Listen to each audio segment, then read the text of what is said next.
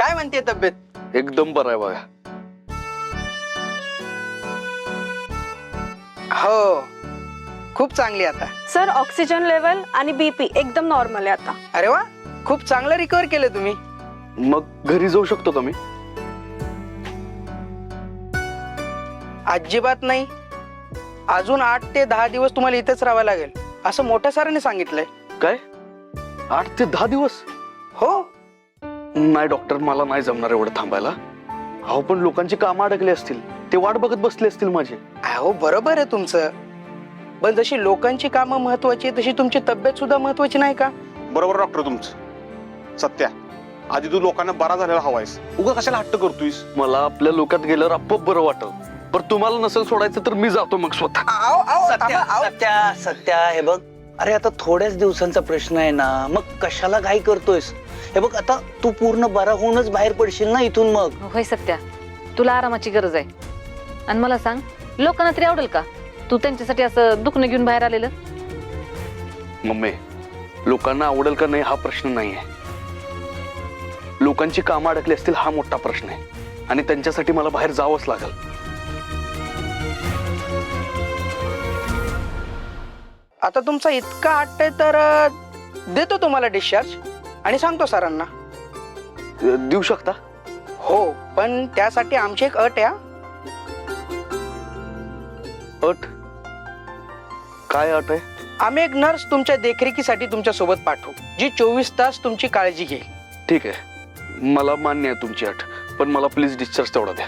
ठीक आहे, तुम्ही डिस्चार्जची प्रोसेस पूर्ण करा. येतो. Thank you sir. चल.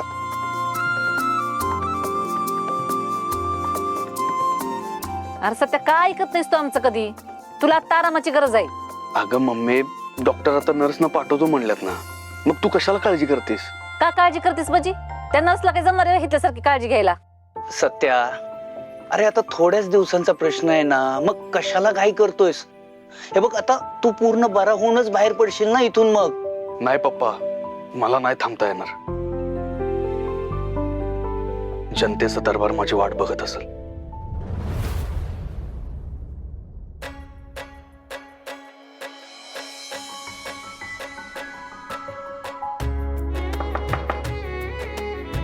हा ठेव. या ना भारती मावशी. काय झालं? मंजू, सत्या कसा आहे आता? तू भेटलीस त्याला? होय, काल रात्रीच भेटले. बरं आहे आता, पण आरामाची गरज आहे त्याला. चांगलंय, त्याने ना आता आराम करायलाच हवा. बरं, मला अजून एक गोष्ट विचारायची होती. विचार. तू सत्कार का नाकारलास? आणि राजीनामा का द्यायचाय तुला? आपण याच जन्मात वेगळे झालो, ते मी तुमच्या फक्त एक गैरसमजामुळे.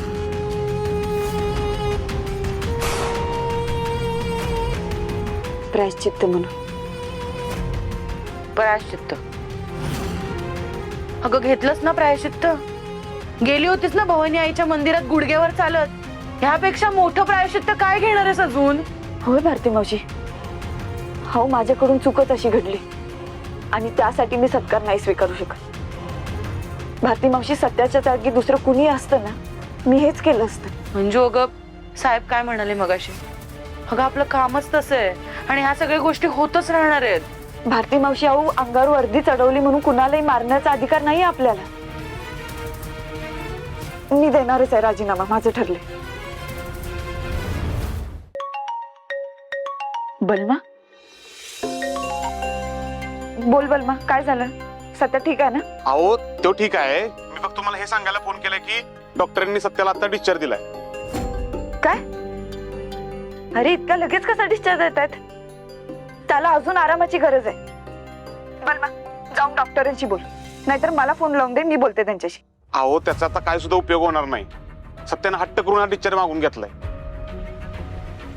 तुझा मित्र ना एक नंबरचा हट्टे, जरा सुद्धा स्वतःच्या जीवाची काळजी नाही त्याला. त्याला मीच येऊन बरोबर करते. थांब. बर भारती मॅडम, टीम रेडी करा, आपल्याला हॉस्पिटलला जायचंय. हो लगेच.